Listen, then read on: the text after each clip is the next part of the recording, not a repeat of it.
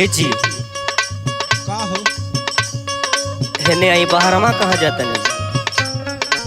अरे का करिए, घर में बैठ के काम चली। सुनी का है बोला?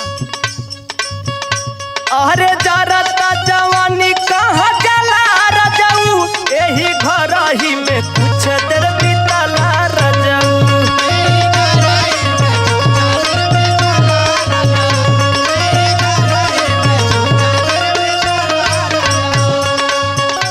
अरे जारता जवानी कहाँ जला रजऊ, यही घर ही में कुछ देर बितला रजऊ।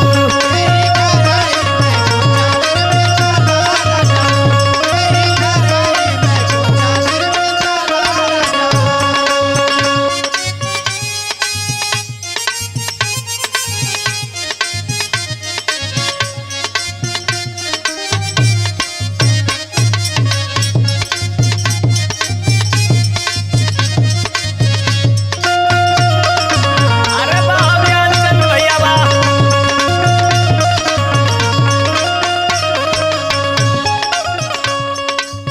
मारता उफान जो बन लग जाई आग हो, नीमन सामान छोड़ के कहाँ जाला भाग हो।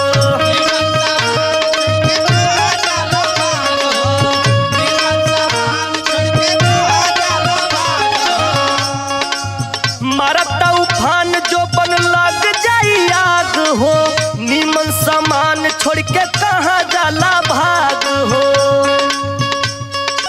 एने ओने हाथ जानी डाला रजऊ, यही घर ही में कुछ देर बितला रजऊ।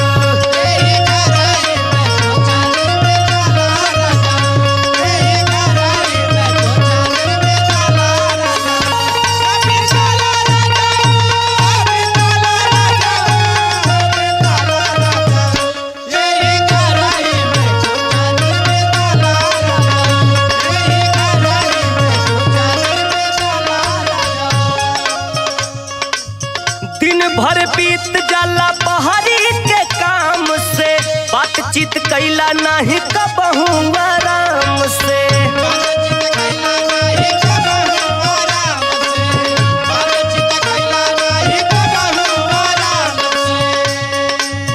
दिन भर बीत जाला बहरी के काम से, बातचीत कैला नहीं कबहू आराम से। होठवा से होठ तनी सटला रजऊ, यही घर ही में कुछ देर बितला रजऊ।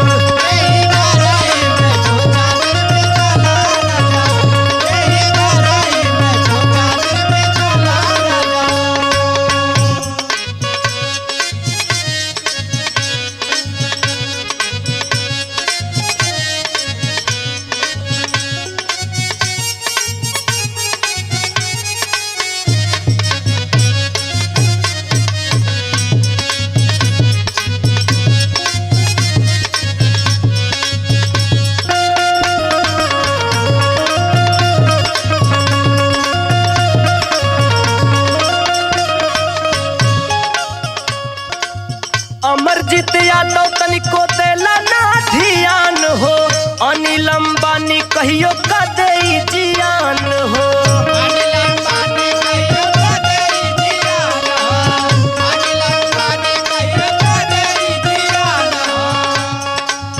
ए जी का हो? सुनी अरे सुनता तो है। अमरजीत यादव तनिको देला ना ध्यान हो, अनिल अंबानी कहियो का देई जियान हो। धइल रसमलाई अब खा